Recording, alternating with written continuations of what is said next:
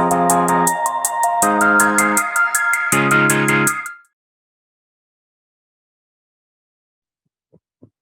let's start today's class. Once again, good evening, good afternoon, good evening to you all. Right. So शुरू करते हैं आज का class. कल हम लोगों ने एट लास्ट रेजिस्टेंस तक पढ़ा था. रेजिस्टेंस का हम लोगों ने एक फॉर्मूला डिराइव किया था, that was R is equal to rho L upon A. और हमने देखा था कि रेजिस्टेंस जो है वो चार चीजों पे डिपेंड करता है. That was temperature, nature of material, area, length. ये चार चीजों पे हमारा रेजिस्टेंस डिपेंड करता है. अब इस पर्टिकुलर साइन के बारे में हम लोग को डिस्कस करना है, दैट इज रेजिस्टिविटी. इसे अपन क्या बोलेंगे, रो भी बोलते हैं, RHO, रो बोलते हैं. ठीक है, रेजिस्टिविटी को हम लोग क्या बोलेंगे, रो बोलेंगे. सो व्हाट इज रेजिस्टिविटी और रेजिस्टिविटी का क्या मतलब होता है, उस पर थोड़ा सा हम लोग आज चर्चा विवाद करते हैं. चलो. सो अगर इसी फॉर्मूला को देख के हम लोग रेजिस्टिविटी का डेफिनेशन लिखना चाहें तो हम उसे लिख सकते हैं. इसे रेजिस्टिविटी भी कहते हैं और स्पेसिफिक रेजिस्टेंस भी कहते हैं. एक और नाम में दे देता हूं, स्पेसिफिक रेजिस्टेंस. अगर रेजिस्टिविटी का फॉर्मूला लिखना हो तो हम कैसे लिख सकते हैं, इसी को यूज करके, यही फॉर्मूला से हम लोग रेजिस्टिविटी का डेफिनेशन लिख सकते हैं. How can we write the definition, let's study कि किस तरीके से हम लोग लिख सकते हैं. तो सबसे पहले देखो, इस रेजिस्टिविटी को एक साइड कर दो और इसका फॉर्मूला बना दो. तो देखो इस तरीके से कुछ फॉर्मूला आएगा. Resistivity is equal to R A upon L. ठीक है, where A is area, where L is length. So if मैं A और L को, A को भी 1 कर दूं और L को भी 1 कर दूं, तो रेजिस्टिविटी किसके बराबर हो जाएगी, R के बराबर. सो यहीं से मैं रेजिस्टिविटी की डेफिनेशन लिख सकता हूं, that is the resistance offered by a wire of unit length, unit length क्यों, क्योंकि मैंने लेंथ को 1 लिया और एरिया को जब 1 लिया तब मुझे रो जो मिला, रेजिस्टिविटी जो मिला, वो रेजिस्टेंस के बराबर मिला. So the resistance offered by a wire of unit length and unit area is known as resistivity. ठीक है. तो हम लोग जब एरिया और लेंथ को 1 रख देते हैं तो हमारी जो रेजिस्टिविटी होती है वो रेजिस्टेंस के बराबर आ जाती है. ठीक है. सो यहाँ से हम लोग को रेजिस्टिविटी का डेफिनेशन मिल जाता है. प्लस जिस तरीके से रेजिस्टेंस जो है वो चार फैक्टर्स पे डिपेंड करती है, उसी तरीके से रेजिस्टिविटी जो है वो सिर्फ और सिर्फ एक ही फैक्टर पे डिपेंड करती है. रेजिस्टिविटी जो है ना वो एक ही फैक्टर पे डिपेंड करती है, दैट इज, देखते हैं जरा, है जो रेजिस्टिविटी है, दैट इज ये rho, that only depends upon temperature. याद रखेंगे इस बात को, resistivity only depends upon temperature of the material. ठीक है, ये किस पे डिपेंड करता है, टेम्परेचर ऑफ द मटेरियल पे डिपेंड करता है. लेंथ को आप चेंज करें, एरिया को आप चेंज करें, रेजिस्टिविटी को कोई फर्क नहीं पड़ता है. सो सर आप ऐसा कैसे बोल सकते हैं, आप इसे हमको थोड़ा प्रैक्टिकली जरा बताइए कि रेजिस्टिविटी जो है वो क्यों सिर्फ और सिर्फ टेम्परेचर पे डिपेंड करती है, क्यों लेंथ और एरिया पे डिपेंड नहीं करती है. So let's have example. एक एग्जाम्पल से अपने देखते हैं कि रेजिस्टिविटी चेंज होती है कि नहीं. व्हाट इफ एक मैं अगर आपको बोलूं, जैसे क्वेश्चन करते हैं, मैं आपको क्वेश्चन देता हूं, क्वेश्चन से आपको बहुत ही अच्छे से समझ में आ जाएगा कि क्यों resistivity only depends upon temperature. ऐसा क्यों होता है, ये जरा हम लोग समझते हैं. Find the change in resistivity if a length of wire is doubled. If a length of wire is doubled. So check करते हैं, ठीक है। मैं क्या करता हूँ, यहाँ पर दो पार्ट बना देता हूँ। चलो, सो मैं क्या करता हूँ, लेट द इनिशियल लेंथ जो है वायर की, उसे एक्स ले लेते हैं। हमको पता नहीं है ना, हमको कुछ नंबर के फॉर्म में कुछ नहीं दिया है, ठीक है। So let the initial length be x and initial area को हम लोग मान लेते हैं वाई, ठीक है। सो अगर हम लोगों ने इनिशियल लेंथ को x माना है, इनिशियल एरिया को y माना है, सो हम लोगों को पता है कि रेजिस्टेंस जो है वो x के भी प्रोपोर्शनल होता है, रेजिस्टेंस जो है वो 1/y के प्रोपोर्शनल होता है। सो वहां से हम लोग एक फॉर्मूला लिखते हैं जो कि ये लिखते हैं, ठीक है। रेजिस्टिविटी ρ1 लिखते हैं, रेजिस्टेंस R1 लिखते हैं, इनिशियल रेजिस्टिविटी और इनिशियल रेजिस्टेंस, ठीक है। इधर तक मेरे हिसाब से कोई डाउट नहीं होगा, बस मैंने फॉर्मूला को यूज किया और कुछ नहीं। देन हम लोगों ने क्या किया, फाइनल लेंथ बी। अब देखो लेंथ क्या हो गया, डबल हो गया, तो फाइनल लेंथ क्या हो जाएगी, 2x, right. Initial final area क्या रहेगी, फाइनल एरिया जो रहेगी वो तो वही रहेगी, एरिया में कुछ चेंज नहीं कर रहे हैं हम सिर्फ लेंथ में चेंज कर रहे हैं। जैसे कि हम लोग को पता है कि resistance is proportional to x, resistance is inversely proportional to y. अब अगर मैंने लेंथ डबल कर दिया तो फाइनल रेजिस्टेंस भी डबल हो जाएगा। देखो यहाँ पर हम लोग अगर x को इंक्रीज करते हैं तो रेजिस्टेंस भी इंक्रीज होता है, राइट। सो अगर हम लोग x की जगह पे 2x कर देंगे तो जो फाइनल रेजिस्टेंस हो जाएगा वो कितना हो जाएगा, 2r। I would repeat this thing. हम लोग को पता है कि r is proportional to x, अगर लेंथ डबल हो जाएगी तो r भी डबल हो जाएगा, अगर एरिया डबल हो जाएगी तो r आधा हो जाएगा, बिकॉज एरिया डबल, तो यहाँ पर 2y लिखना पड़ेगा, तो r क्या हो जाएगा, r/2 हो जाएगा। सो उसी तरीके से जब लेंथ को डबल किया हम लोगों ने, सो फाइनल रेजिस्टेंस हो गया 2r। अब फिर से फॉर्मूला लगाइए, आपको पता है फॉर्मूला मतलब होता है ये, r2 is equal to row x2/y2। अब देखो ये तो फॉर्मूला है, अब फाइनल वैल्यूज इसमें पुट कर दो। R2 की जगह पे आप क्या पुट करोगे, फाइनल रेजिस्टेंस कितना आया, 2r।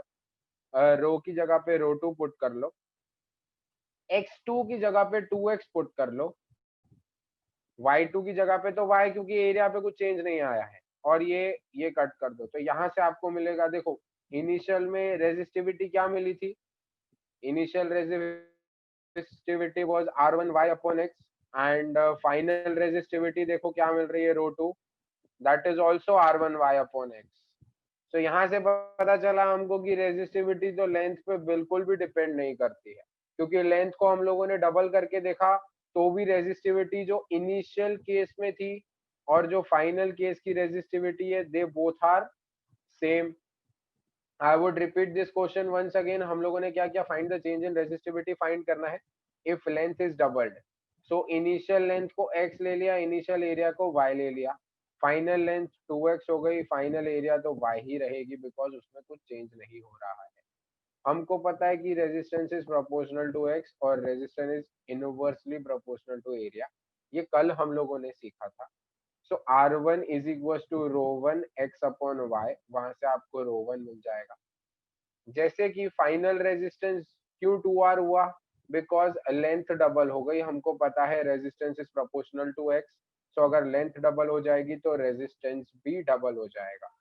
सो फाइनल रेजिस्टेंस जो हो गया वो 2r हो गया। फॉर्मूला में सबको पुट किया और फाइनल रेजिस्टिविटी निकाला। सो देखो initial resistivity and final resistivity आ गया। तो यहाँ से हमको पता चला कि इफ लेंथ में आप छेड़छाड़ करोगे तो रेजिस्टिविटी में कुछ चेंज नहीं आता है, इसका मतलब लेंथ पे रेजिस्टिविटी डिपेंड ही नहीं करती है। सेम तरीके से आप एरिया से सॉल्व करोगे तो भी रेजिस्टिविटी चेंज नहीं होगी।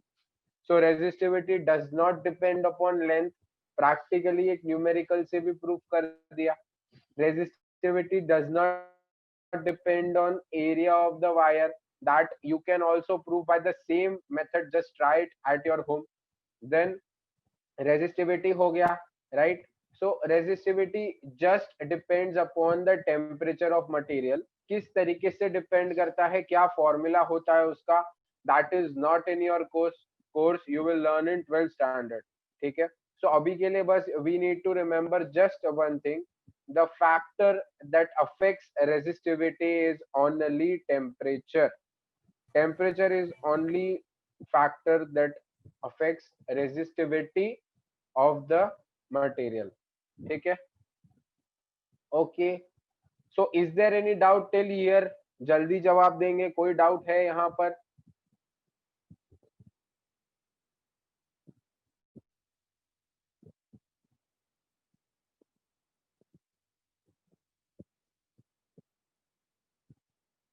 ओके, सो आगे बढ़ते हैं। रेजिस्टिविटी सर पढ़ते क्यों है? Resistivity is used, resistivity is used to compare nature of given materials, nature of given materials. How will you compare nature of given materials? Let's see, let's see, हम लोग ले लेते हैं कि एक वायर है, उसका जो रेजिस्टिविटी है that is 1.6 into, what can I give, चलो मैं एकदम परफेक्ट वैल्यू नहीं देता हूँ, ये वैल्यू मैं अपने मन से दे रहा हूँ, 10⁻⁻⁶, ये मैं आपको रेजिस्टिविटी का वैल्यू दे रहा हूँ एक पर्टिकुलर वायर का। अब दूसरी वायर है, ये रो 1 मान लो, ये रो 2 मान लो, दूसरी वायर है उसका है 2.6 इंटू 10⁻⁹, ठीक है। देर आर टू वायर्स, एक का रेजिस्टिविटी ये है, दूसरे का रेजिस्टिविटी ये है। सो what if I ask you all कि which wire is more conducting, कौन सी वायर कंडक्टिंग होगी ज्यादा, वायर नंबर 2 और wire number 1? So just think for a minute कि कौन सी वायर जो है आपकी ज्यादा कंडक्टिंग होने वाली है, और फिर मुझे बताइए आंसर क्या है।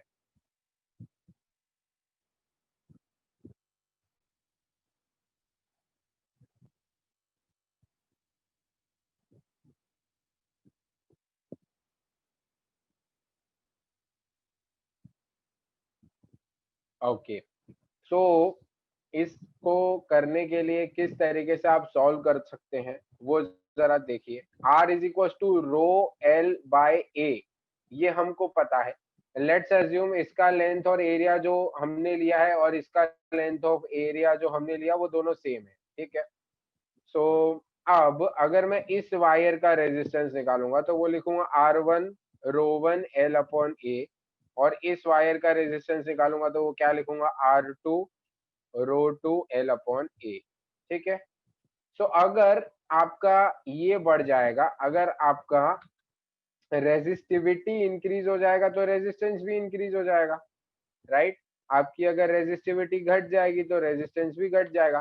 सो अब चेक करिए कि किसकी रेजिस्टिविटी ज्यादा है, इज R1 मोर और R2 मोर, मतलब सॉरी, रो 1 मोर और रो 2 मोर।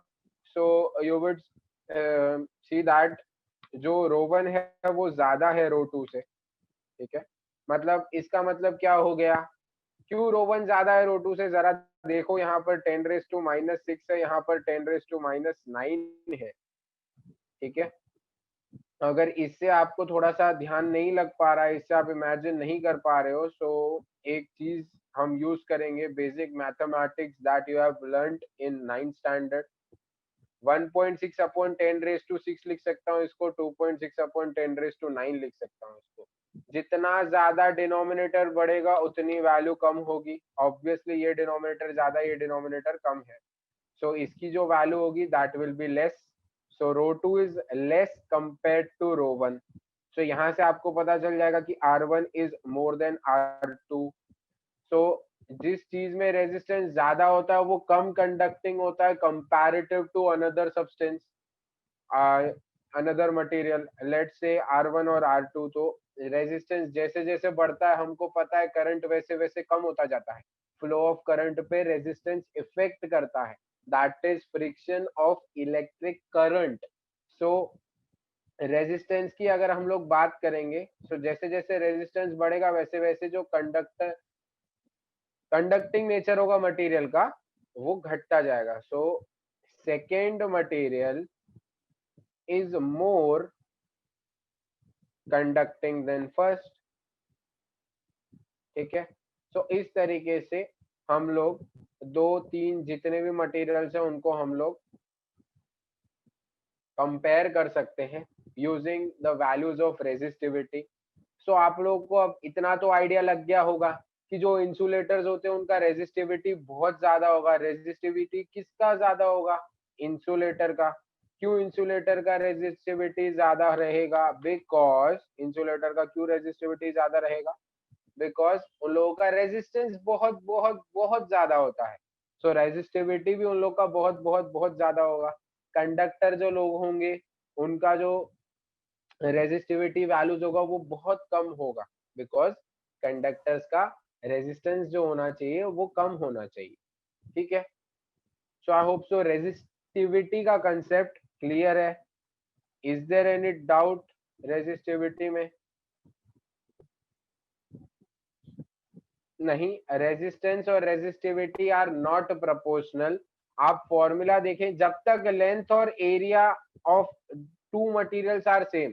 मान लो अगर मैंने ये दो मटेरियल लिए, इन दोनों मटेरियल की अगर लेंथ और एरिया सेम लिए मैंने, then they will be considered as proportional, because ये कांस्टेंट की तरह बिहेव करेगा।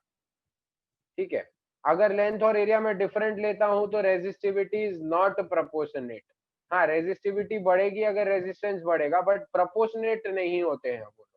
हाँ, जब तक अगर मैं लेंथ और एरिया को कांस्टेंट नहीं रख देता, मैंने चार मटेरियल लिए, चारों की लेंथ और एरिया को कांस्टेंट रख दिया, सो रेजिस्टेंस और रेजिस्टिविटी प्रोपोर्शनेट हो जाएंगी। बट लेंथ और एरिया कांस्टेंट नहीं रखता हूं मैं, so they will not be proportional. ठीक है, ओके।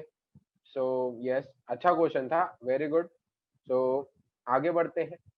रेजिस्टिविटी का कंसेप्ट यहाँ पर हम खत्म कर दिया है, ये पूरा खत्म हो गया। Resistivity is finished now. So थोड़ा सा हम लोग ज्ञान बटोर लेते हैं जो अभी तक हम लोगों ने किया, उन सबका रैपिड रिकैप देख लेते हैं। कि रैपिड रिकैप नहीं बोलूंगा, बस मैं आपको शॉर्ट में बता दूंगा कि हम लोगों ने अभी तक क्या क्या पढ़ा है। सबसे पहले बहुत फिजिकल क्वांटिटीज हम लोगों ने पढ़ी। ये सब फिजिक्स है तो फिजिकल क्वांटिटी ही कहा जाएगा इन्हें। फिजिकल क्वांटिटीज क्या होती है, डेफिनेशन क्या होता है, वो सब आप लोग 11th के फर्स्ट चैप्टर में पढ़ेंगे। फर्स्ट नहीं, सेकंड चैप्टर में। सो हाँ, तो सबसे पहले हम लोगों ने पढ़ा था इलेक्ट्रिक करंट के बारे में। ठीक है, इलेक्ट्रिक करंट नहीं, इलेक्ट्रिक चार्ज के बारे में, जिसे हम लोग क्यू से रिप्रेजेंट करते हैं। राइट, जिसे अपन क्यू से रिप्रेजेंट करते हैं, और वहां से हम लोगों ने एक फॉर्मूला डिराइव किया था, q is equal to n e, where E is 1.6 into 10 raised to minus 19 coulomb and N is number of electrons। ठीक है, ये एक हम लोगों ने फॉर्मूला डिराइव किया था कि चार्ज क्या होता है उसके बेस पे। राइट, उसके बाद हम लोगों ने सेकेंड क्वांटिटी जो देखी थी, that was electric current. Electric current is nothing but speed, कितना फास्ट जो चार्ज है आपके फ्लो कर रहे हैं एक पर्टिकुलर जगह पे से। So electric current was denoted as I, और उसका फॉर्मूला भी हम लोगों ने डिराइव किया था क्यू अपॉन टी, या उसे आप लिख सकते हो n e upon t. Right, और हम लोगों ने एक और चीज देखा था कि one coulomb charge is formed by, नहीं is नहीं, one column charge is carried by 6.25 into 10 raised to 18 electrons। ठीक है, so one column charge is carried by 6.25 into 10 raised to 18 electrons, ये जरा याद रहना चाहिए। देन इलेक्ट्रिक करंट आ गया, इलेक्ट्रिक चार्ज आ गया, देन इलेक्ट्रिक पोटेंशियल के बारे में बात की थी। बहुत अच्छे से सीखा था इलेक्ट्रिक पोटेंशियल का कंसेप्ट, हर एक चीज लो एनर्जी नहीं, हाई एनर्जी से लो एनर्जी पे जाने के लिए भागती है। सबको न्यूट्रलाइजेशन चाहिए, सबको स्टेबल होना है, सबको अपने अंदर लो एनर्जी चाहिए, that is denoted by V. और उसका फॉर्मूला हम लोगों ने देखा था, v is equal to W upon Q. ठीक है, यहाँ पर भी हम ऐसा लिख सकते हैं, अगर इलेक्ट्रॉन की बात आ जाए तो डब्ल्यू अपॉन एन ई यहाँ पर भी लिख सकते हैं, बट ये अभी नहीं लिखता मैं। ठीक है, सो इलेक्ट्रिक पोटेंशियल का ये फॉर्मूला था। इसका यूनिट होता है वोल्ट, इसका यूनिट होता है एम्पियर, इसका यूनिट होता है coulomb, right. So then electric potential के बाद हम लोगों ने रेजिस्टेंस देखा, जो हमें हमने को ओम अंकल ने बताया था। रेजिस्टेंस जो होता है वो आर से रिप्रेजेंट किया जाएगा, V is equal to I R, ये हम लोगों ने फॉर्मूला देखा है, और इसका जो यूनिट होता है that is ohm. And finally आप लोगों ने रेजिस्टिविटी देखा है, जो अभी अभी हम नया नया पढ़े हैं, रेजिस्टिविटी दैट इज रो, और इसका फॉर्मूला देखा था R is equal to rho L upon A. इसका यूनिट अभी जरूरत नहीं है, अगर आपको चाहिए तो आपको मैं अलग से वो लिखवा सकता हूँ कि ओम पर मीटर इसका यूनिट होता है, ओम पर मीटर। ठीक है, ये तो आप खुद भी ओम मीटर, सॉरी ओम पर मीटर नहीं, ओम मीटर इसका यूनिट होता है, ओम मीटर साथ में, पर मीटर नहीं, ओम मीटर। ठीक है, so these are some quantities that we have studied till here. ये सब मैंने इसलिए लिखा है बिकॉज अभी मैं न्यूमेरिकल क्वेश्चंस करवाने वाला हूँ, सो न्यूमेरिकल क्वेश्चंस पे बहुत अच्छे से ध्यान देंगे। So these are some value, screenshot चाहिए तो वो ले सकते हैं। ठीक है, ओके, सो आगे बढ़ते हैं अब न्यूमेरिकल क्वेश्चंस की तरफ। क्वेश्चन नंबर 1, आज का पहला क्वेश्चन। चलो, so the question number 1 is, question 1 तो एक्चुअली मैंने करवा दिया। क्वेश्चन 1 वाज कि find the resistivity change if length को डबल करते हैं तो वो मैंने पहले इसलिए करवाया बिकॉज मैं आपको प्रैक्टिकली भी बताना चाहता था कि रेजिस्टिविटी जो है वो लेंथ और एरिया पे डिपेंड नहीं करती। ठीक है, सो क्वेश्चन नंबर 2 से आगे बढ़ते हैं। Question number 2 is how much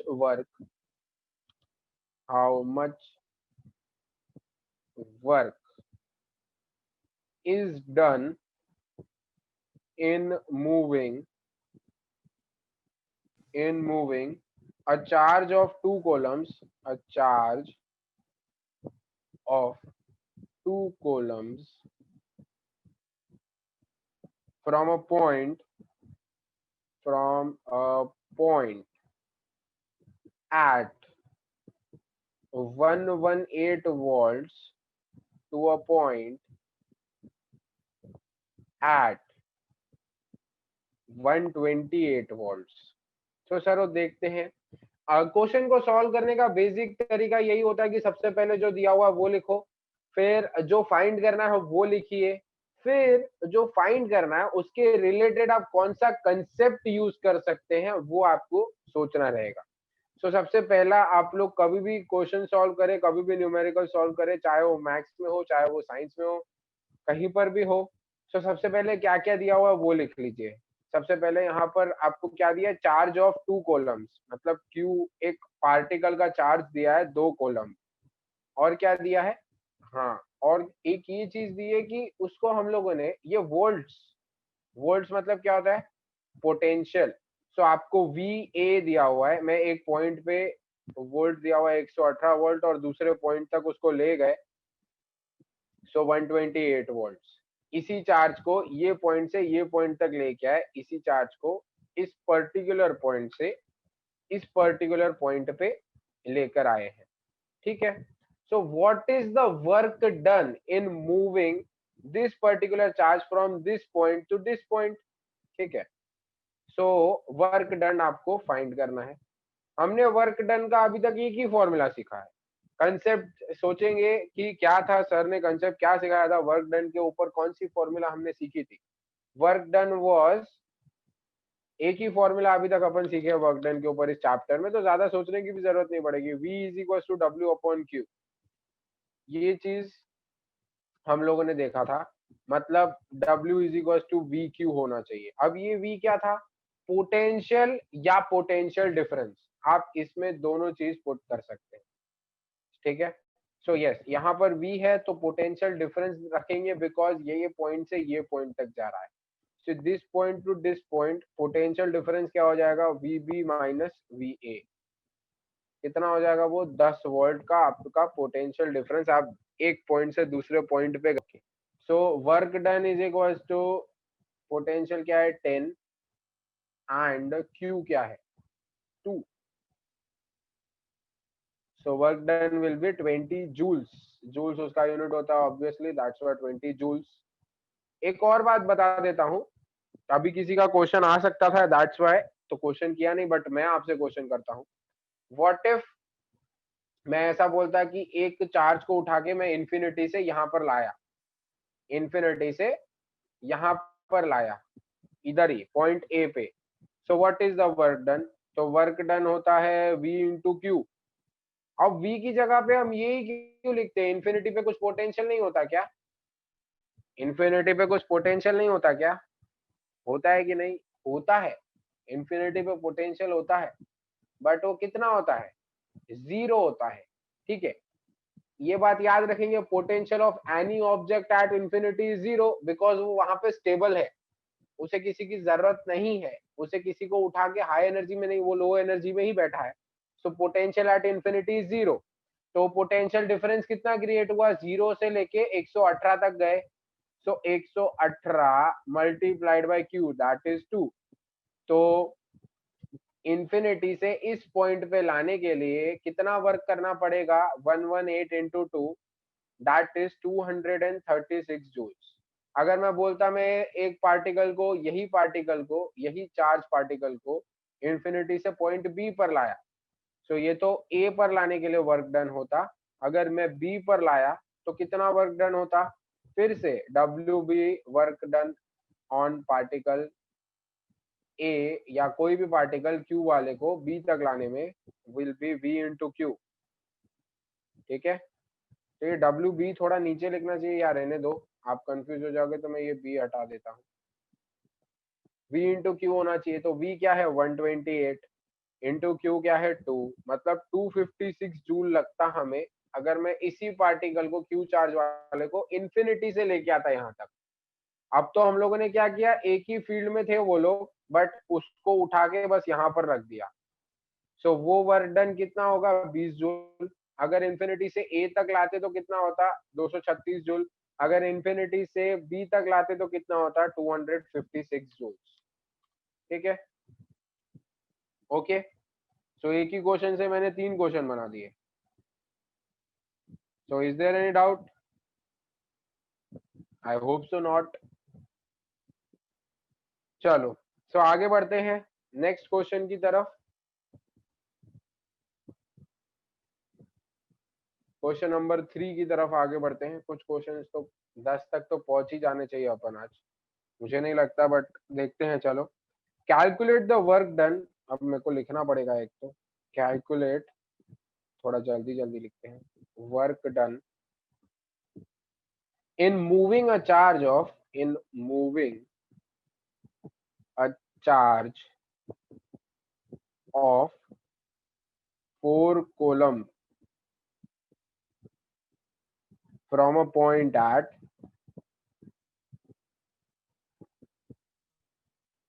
220 volt to another point at, मैंने सेम ही क्वेश्चन दिया है अभी, 230 वोल्ट।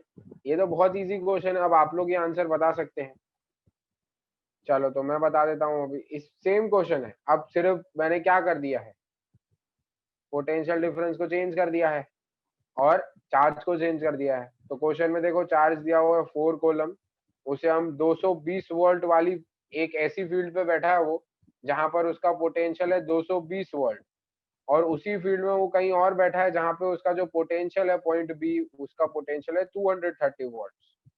तो यहाँ से यहाँ तक उसी फील्ड में अगर हम उसे लेके जाएंगे तो कितना पोटेंशियल डिफरेंस उसे क्रॉस करना है, 10 वोल्ट का पोटेंशियल डिफरेंस क्रॉस करना है।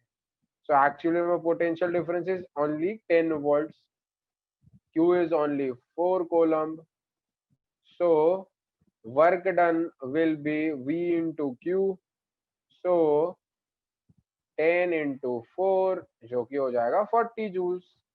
बहुत इजी था, क्वेश्चन में कुछ मेरे हिसाब से डाउट नहीं होगा। ओके, आगे बढ़ते हैं नेक्स्ट क्वेश्चन की तरफ। Question number 4, find the potential difference. ये भी बहुत इजी क्वेश्चन है। Find the potential difference between the terminals of a battery. Battery, एक बैटरी है, अब उसका पोटेंशियल हम लोग को फाइंड करना है कि हमने कितने पोटेंशियल वाली बैटरी यूज की होगी। If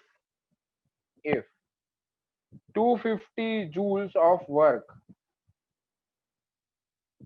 is done, if 250 joules of work is done, नहीं लिखूंगा, is required to transfer 20 coulomb charge from one terminal to another terminal, from one terminal of battery to another terminal of battery। ठीक है, so find the potential difference. अब आपको क्या करना है, potential difference calculate करना है, और मुझे आंसर भी मिल गया। क्या बात है भाई, गजब। So you need to calculate what, potential difference calculate करना है, मतलब आपको वी नहीं पता है, V you don't know, what are the things that you know work done कितना हो रहा है भाई, 250 जूल लग रहा है। मतलब एक बैटरी होगी, positive negative positive negative positive negative, हम पॉजिटिव चार्ज को यहाँ रख देते हैं, ठीक है। पॉजिटिव चार्ज है ना, वो खुद पॉजिटिव की चार्ज की तरफ नहीं जाएगा। पॉजिटिव चार्ज जो है वो दूसरे पॉजिटिव टर्मिनल पे खुद नहीं जाएगा, उसे हमको ऊपर थोड़ा वर्क करना पड़ेगा, उसे हमें धक्का देना पड़ेगा ताकि वो पॉजिटिव टर्मिनल पे जाए। क्योंकि ये अगर पॉजिटिव चार्ज है तो नेगेटिव वाले के साथ ही चिपका हुआ रहेगा ऑब्वियसली, बिकॉज यहाँ पर वो लो एनर्जी स्टेट में है, वहां पर वो न्यूट्रलाइज कर पा रहा है खुद को। सो ये यहाँ जाने की ट्राई नहीं करेगा, वो ए से बी जाने की ट्राई नहीं करेगा। तो अगर हम उसे भेजना चाहें तो हमें उसे धक्का मारना पड़ेगा। तो हमको वर्क डन लग रहा है 250 जूल, जहां पर क्यू का वैल्यू है 20 सी, ठीक है। So what is the potential difference between these two points, इन दोनों पॉइंट्स के बीच में पोटेंशियल डिफरेंस क्या है। अब पोटेंशियल डिफरेंस ढूंढना है, उसके हमारे पास सिर्फ दो फॉर्मूला है, V is equal to I R, V is equal to W upon Q. कौन सा यूज करेंगे, W upon Q, because W भी गिवन है और Q भी गिवन है, that's why. So V is equal to W upon Q use कर लो, 250 अपॉन 20, you will get 12.5 volts, right, ठीक है। आगे बढ़ते हैं नेक्स्ट क्वेश्चन की तरफ। कौन सा क्वेश्चन नंबर होगा ये, 5। क्वेश्चन नंबर 5 की तरफ आगे बढ़ेंगे। अभी 4 होना चाहिए था, 5 हो गया। एक्चुअली हमने अभी तक कितने क्वेश्चन किए, 3 क्वेश्चन किए, एक, हाँ 3 और 4 बराबर 5वां क्वेश्चन है ये। सो फिफ्थ क्वेश्चन देखो क्या दिया हुआ है आपको। Fifth question is the resistance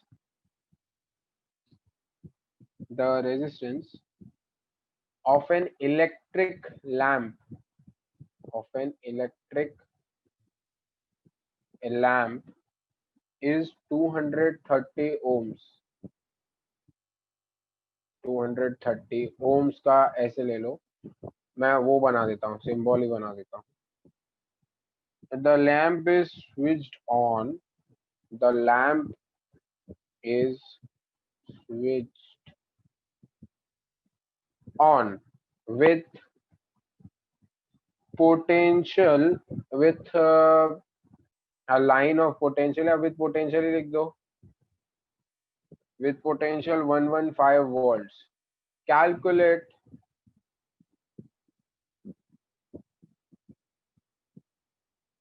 current in the lamp circuit।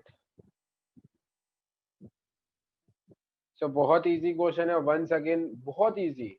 सबसे पहले देख लो क्या क्या दिया हुआ है। रेजिस्टेंस दिया हुआ है आपको 230 ओम, रेजिस्टेंस आपको दिया हुआ है 230 ओम, ठीक है। इफ कंसेप्ट्स आर क्लियर तो ये सारे क्वेश्चन ऐसे मक्खन की तरह बन जाएंगे। रेजिस्टेंस आपको 230 ओम दिया हुआ है, अब पोटेंशियल आपको दिया हुआ है, यहाँ पर पोटेंशियल की बात की 115 वोल्ट। अब आपको करंट फाइंड करना है। Let's go back and think a formula for finding a current if we have been given potential and resistance. Ohm uncle का लॉ लगाएंगे, V is equal to I R, खत्म। V की value है 115, I की value नहीं पता है, R की वैल्यू आपको ढूंढनी है। सो I की वैल्यू हो जाएगी 115 अपॉन 230, 1 जा 2 जा 1 upon 2, that is 0.5 amperes. Okay, so yes, so इसमें भी कोई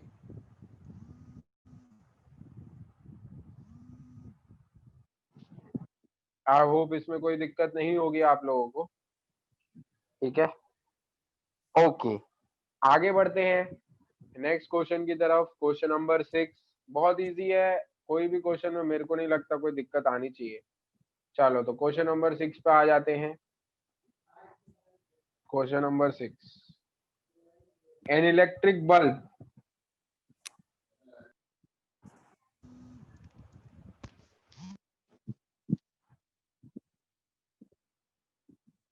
draws a current of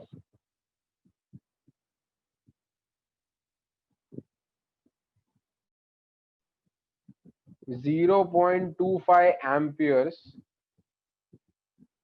for 20 minutes. For 20 minutes. Calculate the amount of electric charge. The amount of electric charge that flows through it. चलो calculate करते हैं अपन। बहुत easy question है। Once again answer की तरफ बढ़ते हैं। अब आपको क्वेश्चन में देखेंगे क्या गिवन है। क्वेश्चन में आपको करंट दिया हुआ है, ड्रॉज अ करंट, करंट का वैल्यू गिवन है 0.25। टाइम दिया हुआ है आपको, time is also given, that is 20 minutes, and you need to find charge that flows through it, मतलब क्यू चाहिए। चलो जाते हैं थोड़ा सा पीछे और याद करते हैं फॉर्मूला Q और I और T के टर्म्स में। Yes, we remember that formula I is equal to होता है Q अपॉन T, तो इसका मतलब Q इज इक्वल टू हो जाएगा IT। अब देखो, अब करंट तो एम्पियर में गिवन है, चलो ठीक है, उसका ऐसा यूनिट एम्पियर ही होता है। अब standard unit for time is minutes और सेकेंड्स। यस, सेकेंड्स होता है उसका ऐसा यूनिट, मिनट्स नहीं होता, तो अपन टाइम को मिनट्स में नहीं रख सकते। ऐसा मत कीजिए, ये गलती सब लोग करते हैं। तो टाइम को पहले मिनट से सेकेंड्स में कन्वर्ट कीजिए, that is 1200 seconds. So time आपका जो हो जाएगा दैट विल बी 1200 सेकेंड्स। सो अब आप फॉर्मूला में डालिए तो काम चलेगा। आई की वैल्यू कितनी है 0.25 एम्पियर, 0.25 डाल दो। टी की वैल्यू कितनी है 1200 मल्टीप्लाइड बाय 1200 यहाँ पर पुट कर दो। सो डेसिमल क्या है मुझे पसंद नहीं है, तो मैं डेसिमल को पहले हटा देता हूँ, ठीक है, फिर मैं कट कर देता हूँ। सो 300 कोलम्ब आपका आंसर आ जाएगा, that will be the value of Q। सो ध्यान में रखना है ये सब बात की सबको, पहले तो पहले हम लोगों को SI यूनिट्स में चेंज करना है, देन आगे बढ़ेंगे। मैं और कुछ एक और दो तीन, जैसे आपको ये सब तो पता ही है कि मिनट्स को सेकेंड में कैसे कन्वर्ट करते हैं, मीटर को सेंटीमीटर में, ये सब आपको पता होगा। मैं दो चीजें आपको बता देता हूँ जो आपको शायद नहीं पता होगी, 1 mu ampere and 1 milli ampere. कभी भी ऐसा कुछ दो टर्म्स दिख जाए, सो 1 मिली एम्पियर मतलब होता है 10⁻³ एम्पियर। याद रखना, अगर 2 मिली एम्पियर दिया हुआ है मतलब 2 इंटू 10⁻³ लिखेंगे एम्पियर के टर्म्स में। अगर म्यू एम्पियर दिया मतलब 10⁻6 एम्पियर होता है। ये बात को याद रखेंगे, ये चीज मैंने आपको अभी तक नहीं बताई थी, ऐसा यूनिट से ध्यान में आ गया है। सो अगर आपको ऐसा दिया होता, मैं क्या कर रहा हूँ देखो, अब चेंज कर देता हूँ, क्वेश्चन को ही चेंज कर देता हूँ ना। So you would like it, 250 milli ampere 250 milli ampere दे दिया मैंने अगर आपको क्वेश्चन में, तो पहले आप उसको एम्पियर में चेंज करेंगे। 1 मिली एम्पियर होता है 10⁻³ एम्पियर, तो 250 मिली एम्पियर कितना होगा, 250 मल्टीप्लाइड बाय 10⁻³ एम्पियर, जो कि 0.25 के बराबर होगा। तो क्वेश्चन के आंसर में कुछ चेंज नहीं आएगा, मैंने वैल्यू ही इसी तरीके से चूज की ताकि आंसर में कोई चेंज ना आए। तो सबसे पहले आपको ऐसा यूनिट में कन्वर्ट करना है, देन ही क्वेश्चन को सॉल्व करेंगे। ठीक है, ओके, सो ये बात जरा नोट कर ली जाए। आगे बढ़ते हैं नेक्स्ट क्वेश्चन की तरफ, that is question number 7। So question number 7 की ओर बढ़ते हैं।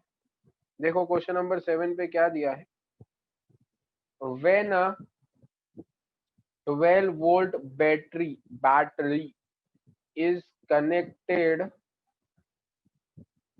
to a wire of unknown resistance, to a wire of unknown resistance, the current that flows through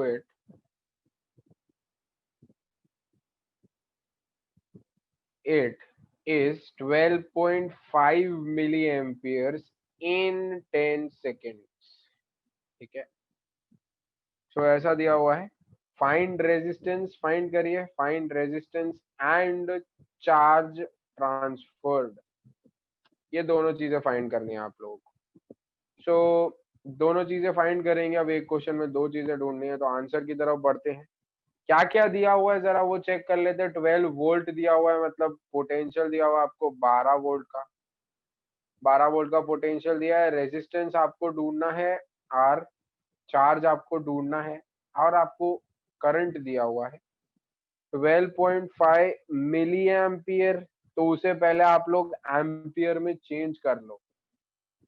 ठीक है, सो एम्पियर में चेंज कर देंगे, that will B 12.5 into 10⁻³ ampere. अब आपको रेजिस्टेंस फाइंड करना है। याद करेंगे रेजिस्टेंस का ऐसा तो कौन सा फॉर्मूला है जो V और I को कंसिस्ट करता हो। और एक और चीज दी है ना, टाइम दिया हुआ है, तो टाइम भी लिख देता हूँ पहले। हाँ, तो ओम अंकल का लॉ दिया है, ohm's law, V is equal to I R, so R will be equal to V upon I। ठीक है, R will be equal to V upon I। So 12 upon I आपका कितना है देख लो, 12.5 इंटू 10⁻³ ये 10⁻³ को ऊपर भेज दो तो 12,000 अपॉन 12.5 आ जाएगा। कुछ ज्यादा ही आ रहा है, मतलब ये डेफिनेटली अच्छा कंडक्टर तो नहीं है। so that will be around 960 ohms। this will be your resistance। आपको रेजिस्टेंस मिल गया, ये आपका पहला आंसर हो गया। अब आपको चार्ज भी फाइंड करना है, मतलब Q को भी फाइंड करना है। सो Q तो बहुत इजी है, Q is equal to IT होता है, ये आपको पता है। ठीक है, Q is equal to IT होता है, बराबर लिखा मैंने, हाँ बराबर लिखा है। सो I आपको दिया हुआ है 12.5 इंटू 10⁻³ और टाइम दिया है 10। इसका मतलब कितना चार्ज गया, 12.5 इंटू 10⁻² कोलम, इतना चार्ज ट्रांसफर हुआ है उस पर्टिकुलर वायर में से, इतना चार्ज ट्रांसफर हुआ पर्टिकुलर वायर में से। ठीक है, एम्पियर नहीं, कोलम्ब, जरा कोलम्ब यूज करेंगे। यहाँ पे चार्ज पूछा है तो चार्ज का यूनिट यूज करेंगे, ना कि एम्पियर का। ठीक है, तो चलो आज के लास्ट क्वेश्चन की तरफ आगे बढ़ते हैं, that is question number 8। Question number 8 आपको दिया हुआ है, a wire has a length 50 millimeters, 50 millimeters, and the area of wire was found to be, area of wire was found to be, let's say 30 centimeter square, and resistance was found to be 10 ohms। Find the resistivity of the wire। सो देखो question में क्या दिया हुआ है, answer की तरफ बढ़ते हैं। क्वेश्चन में जरा चेक करेंगे क्या दिया हुआ है। सबसे पहले लेंथ दी हुई है, लेंथ इज 50 मिलीमीटर। तो आप मिलीमीटर में तो ऑब्वियसली नहीं लिख सकते हो, आपको उसको मीटर में चेंज करना पड़ेगा। So you know 1 millimetre is equal to होता है, मैं यहाँ पर लिख देता हूँ, 1 मिलीमीटर इज इक्वल टू होता है 10⁻³ मीटर्स। सो 50 मिलीमीटर जो होगा वो क्या होगा, 50 इंटू 10⁻³ मीटर। अब एरिया जो आप लोगों ने लिया वायर का, दैट वाज 30 सेंटीमीटर स्क्वायर, जबकि ऐसा यूनिट होता है मीटर स्क्वायर। यहाँ पर भी लिख देता हूँ मैं, 1 centimetre square is equal to 10⁻⁴ metre square. So 30 centimetre square जो होगा वो हो जाएगा 30 इंटू 10⁻⁴ मीटर स्क्वायर। सो आपको लेंथ मिल गया, आपको एरिया मिल गया, आपको और क्या दिया हुआ है, रेजिस्टेंस दिया हुआ है, that is 10 ohms, that is 10 ohm जो आपका रेजिस्टेंस है। ठीक है, ओके। सो ये भी हो गया आपका चीज। अब आपको क्या फाइंड करना है, रेजिस्टिविटी फाइंड करना रहेगा। आपको क्या फाइंड करना है, resistivity, that is very very easy. किस तरीके से फाइंड कर सकते हो resistivity, R is equal to rho L upon A. So rho is equal to R A upon L। R की वैल्यू क्या है जरा देखो, R की वैल्यू आपको 10 दिया है, A का वैल्यू आपको दिया हुआ है 30 इंटू 10⁻⁻⁴, और L का वैल्यू क्या दिया है, 50 इंटू 10⁻⁻3। ये जीरो को हटाओ, ये जीरो को हटाओ, 5 2 10 होता है। So rho will be equal to 6 into 10⁻⁻⁴ ऊपर है, 10⁻³ नीचे है, तो 10⁻⁻1 है। So rho will be equal to 0.6, जबकि इतनी बड़ी वैल्यू तो रो की नहीं आती है। So this was like the question with random values. ठीक है, ये रैंडम वैल्यूज से क्वेश्चन दिया था, असली में 0.6 तो भाई बहुत बड़ी बात हो गई। ठीक है, so this was just a random question कि एक्चुअली में this is very very very very very very less conducting substance. हालांकि रेजिस्टेंस सिर्फ 10 ओम है, बट लेंथ ऑफ वायर देखो, 5 सेंटीमीटर वायर में इतना सारा रेजिस्टेंस है। ठीक है, सो एक्चुअली में देखा जाए तो दिस पर्टिकुलर वायर जो है वो ना के बराबर ही कंडक्टिंग है, बिकॉज जो कंडक्टिंग मटेरियल्स होते हैं ना, मैं आपको बता देता हूँ, आपके टेक्स्ट बुक में आपको लिखा हुआ मिल जाएगा। एक्चुअली आपके टेक्स्ट बुक में एक टेबल बना हुआ रहेगा रेजिस्टिविटी की वैल्यूज का। सो कंडक्टिंग मटेरियल्स की जो रेजिस्टिविटी होती है ना, कंडक्टिंग मटेरियल्स की जो रेजिस्टिविटी होती है, दैट इज अराउंड 10⁻⁻8 के आसपास ही घूमती रहती है। और ये तो देखो 10⁻⁻ में कुछ आ ही नहीं रहा है। So this is not a conducting material. ये बहुत बहुत बहुत बहुत बड़ा ड्रम लेके खड़ा है, बट इंसुलेटिंग मटेरियल भी नहीं है। so that's why 10⁻⁸ कंडक्टिंग होता है, मतलब 1/10⁸ होता है। एक्चुअली में आपको अगर बताऊं, रेजिस्टिविटी वैल्यूज इसी के अराउंड घूमती रहती है। ठीक है, सो 1/10 मतलब 1 कितना, 10 करोड़, इतनी 1/10 करोड़, और ये तो क्या है, 6/10 है सिर्फ। सो ये रेजिस्टिविटी बहुत ज्यादा हो गई। सो मतलब रेजिस्टेंस भी बहुत ज्यादा हो जाएगा, कंडक्टिंग मटेरियल ये नहीं होगा। ठीक है, okay. So these were some numerical questions जो हम लोगों ने आज तक पढ़े। अब यहाँ पर हमारा चैप्टर का जो पहला पार्ट है ना, वो खत्म हो जाता है। The first part of the chapter is finished here. जो फिजिकल क्वांटिटीज के बारे में पढ़ते हो और ये सब खत्म हो जाता है।